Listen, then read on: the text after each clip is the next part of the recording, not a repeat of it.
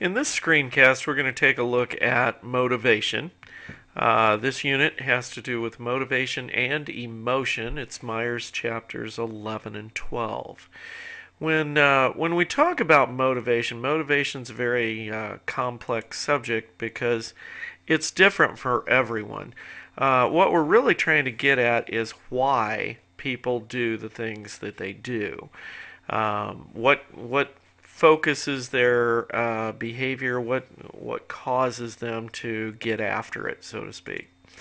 And there's a variety of theories related to motivation. We're going to take a look at a few here in a different screencast as well.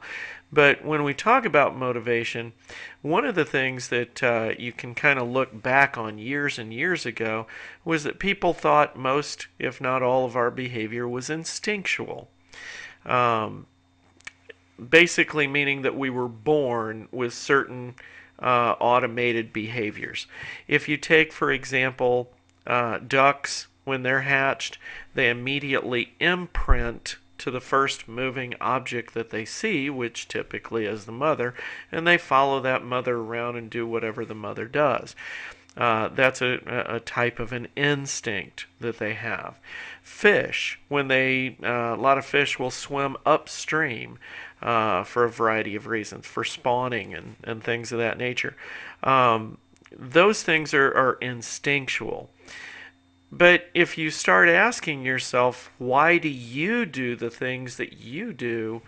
Most of the things we do are not instinctual. Do you go to school because it's an instinct? Do you try to get to class on time because it's an instinct? Most people would say no, it's not. And therefore, instincts only explain a small portion of what people actually do. Um, Jumping out of an airplane, that's not a normal thing to do. That's certainly not an instinctual behavior. Bowling is not an instinctual behavior. So let's examine a few types of motives that we're going to look at here. First type of motives that we'll look at are what we call biological motives. Okay, biological motives refer to things like food, water, oxygen, sleep, avoidance of pain. These are things that people naturally do. There's biological reasons why we do these things. We have to have oxygen to survive. We have to have food and water and so forth to survive. So those are biological motives. Um, on this list, you will see sex. And in your textbook, it actually lists sex as a biological motive, which causes you to kind of step back and say, now, wait a minute. Are we saying that people need sex to survive? Is that a biological necessity that someone has to have to survive? And you have to answer the question, no. It's not, because there are a lot of people who get by without having sex and they survive, they live. So that's not, in that regard, on a personal basis, an individual basis, sex would not necessarily be considered a biological motive, so to speak. But the reason that the author put sex under the biological category is because for our species to survive, basically we have to have sex. So, at least before all the technology that there is today, nowadays, not even so sure that's correct. But it's always been listed under the biological motives, but I want to make sure you understand why it's there. Now, as opposed to the biological motives, we also have what we call psychosocial motives. These are things that are either psychological or sociological or social needs that people have that they want to satisfy. Need for achievement, or the need for approval, the need to be thought of as being beautiful or pretty.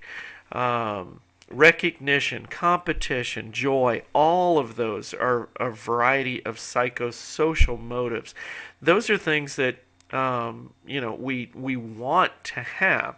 We don't necessarily have to have them to survive. They're not biological, but they're psychological or social.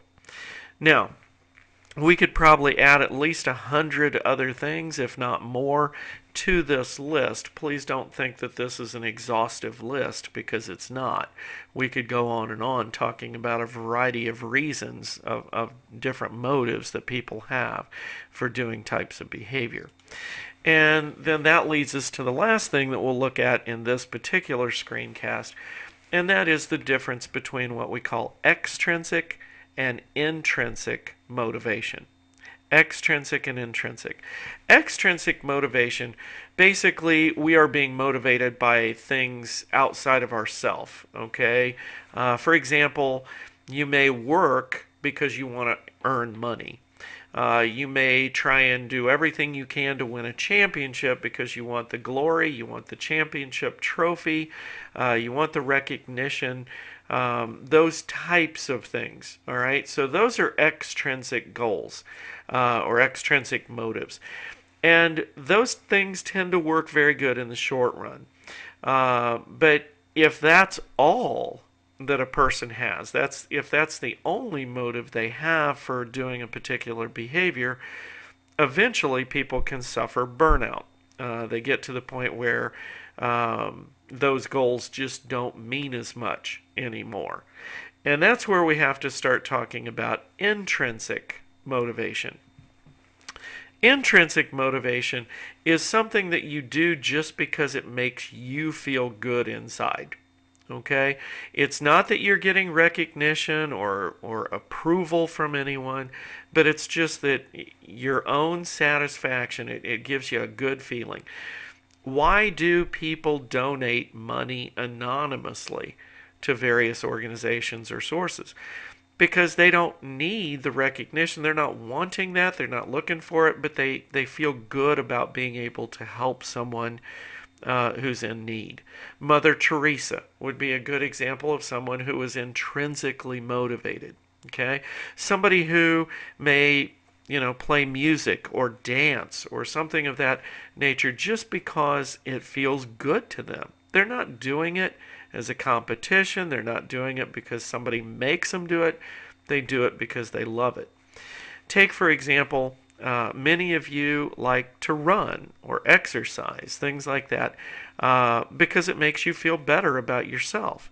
So let's take somebody who goes out and runs 2 or 3 or 4 miles a day. To me, that would be a killer. Okay, that's not something that I've ever enjoyed doing, is running. Unless you are chasing a ball in some kind of a game, I've never, that's never been me to go out and just run. But a lot of people do it because it makes them feel good about themselves and about what they're doing. They enjoy that kind of time away. That's intrinsic motivation. Now, it's kind of interesting because they've done research and found that, let's take a person who is intrinsically motivated to do a particular type behavior. Let's say like running. If someone then comes along and says, hey, I will pay you, to do the running, or I will pay you to dance, or I will pay you to go down and serve the needy at the homeless shelter. I will pay you to do those things. Then people who accept that extrinsic motivation, okay, they take the money or they take whatever it is, the recognition, what have you, they've found that people's enjoyment of that particular activity actually decreases. So intrinsic motivation is a big deal because it really helps us and it maintains our interest and our desire to do whatever that behavior is for a long time period. Okay? Let's stop at that point, and then we'll take a look at a different time at different theories of motivation.